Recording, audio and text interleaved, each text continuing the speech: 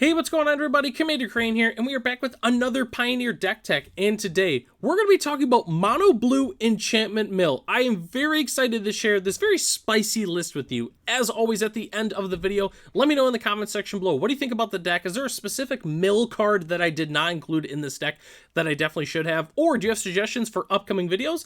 Just let me know in the comment section. And this is our, I believe, 4th deck featuring new cards from Duskmourn. So if you haven't seen those other videos, you definitely should check that out. So, okay, Mono Blue Enchantment Mill. What are we trying to do? Obviously, you know, Mono Blue Dimir Mill, it's been a thing for a long time in Pioneer, but what are we trying to do in this deck? So there's 2 cards specifically from Duskmourn that I'm really excited to share in this list, and that was kind of the motivation behind building this deck. So we're playing 4 Scrabbling Skullcrab and 4 Sage of Mysteries. These are the cards that care about playing enchantments that mill our opponent. They both mill 2.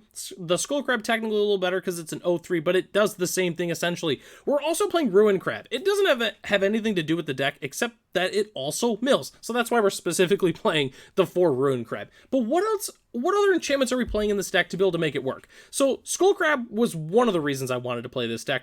The other reason is the Mind Skinner. So this card, it doesn't synergize with the other crabs, but it doesn't even matter. It's a 10-1 for 3. It's an enchantment creature, which is what matters, and it can't be blocked. If a source you control would deal damage to an opponent, prevent that damage, and each opponent mills that many cards. So it's a 2-1. It can keep milling itself. It can mill 10 if it deals damage, which is just absolutely fantastic. But it's also great because it's an enchantment. So it kind of goes hand in hand in the deck. That's why we're playing 2 copies of the Mind Skinner. So what other enchantments are we playing in this deck to be able to mill our opponent out of the game? Let's go and take a look. All right. So we're playing 4 copies of Drowned Secrets, 4 Chronic Flooding, and 4 Founding the Third Path. So Drowned Secrets, pretty sweet card. Whenever you cast a blue spell, it mills 2. It's fantastic. Chronic Flooding is a little bit of a weird one. I actually used to play this a lot back in the day in my old mill deck that I had. Of course, it was a horrible mill deck, but we're also just playing the Chronic Flooding because we need to play more enchantments, which then mills our opponent, which is fantastic. Founding the Third Path is also really good. It's just good in mill in general. We can also just read ahead and just have a mill, and then we can exile something from our own graveyard, which is pretty good. We are playing a decent-ish amount of instant and sorceries to be able to take advantage of Founding of the Third Path as well.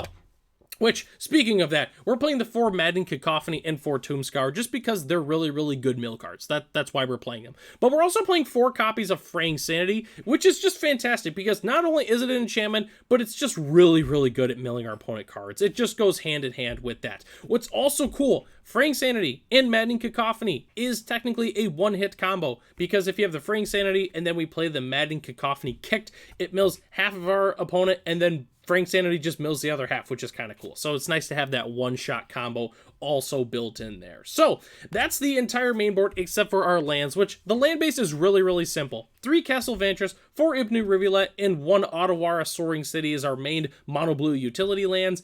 And then rounding out our lands, we're playing 4 Field of Ruin and 10 Islands. Makes sense that we're playing Field of Ruin because not only does it get more cards out of their deck if they're playing basics, but it's also really good with the Ruin Crab. And then as our spicy basic land of the day, you know we had to play the new Duskmourn Full Art. And I would say this one's probably my favorite of the bunch. I think all the artwork is fantastic, but I don't know what it is. I just really like the island. I think it just really, just with the theme of the set and then tying in with the nice blues, it looks really nice. So that's the entire main board. Let's go ahead and talk about our sideboard as well as some budget options for the deck. So sideboard is going to be really simple. We're going to want some Graveyard Hate. Go ahead and play Tormod's Crypt or Soul Guide Lantern, both fantastic options.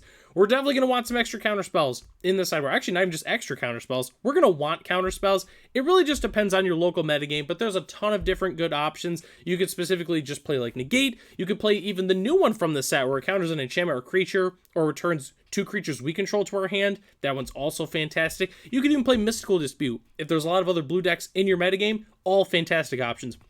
Bounce spells. Definitely gonna want some bounce spells just because it's a clean answer for everything. I personally like Into the Floodmaw from Bloomburrow. I think that's probably the best one you could play, but there's a whole bunch of other ones that are still fantastic. We're also going to want some Damping Spheres just because of Mono Green Lotus combo. They are everywhere right now. It's really important to play Damping Sphere in your sideboard.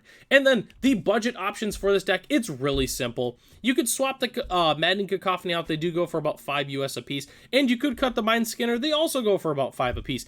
But that's about it. That's the only thing. The current list as it's constructed right now is only $76 US, which is one of the cheapest, like, non-budget lists we've ever featured here on the channel. And be honest with you, you could even get it a little lower. Again, just the Mind Skitter and the Cacophony, that's it. It's a monocolor deck, so we don't have to worry about any expensive dual lands or anything, and that's why this deck is so cheap. And again, that's including the Otawara as well. So if you're looking for a really fun budget list, but also just like Mill, or maybe want to play something different, but you still really like Mill, this is definitely the perfect deck for you. It was probably the most fun I had was building this deck, just because there were so many weird cards that you never really get to play, especially in Mill. So it's kind of cool to feature some different cards for this deck. So that takes us to the end of the video here. Thanks so much for watching. The deck lists are in the description below if you'd like to check them out for yourself. Huge shout out to our channel members, Ralph, Matt, Arcadius, Ray, Gary, and Sarwanoki. If you're interested in being a channel member, it's only $1 US a month.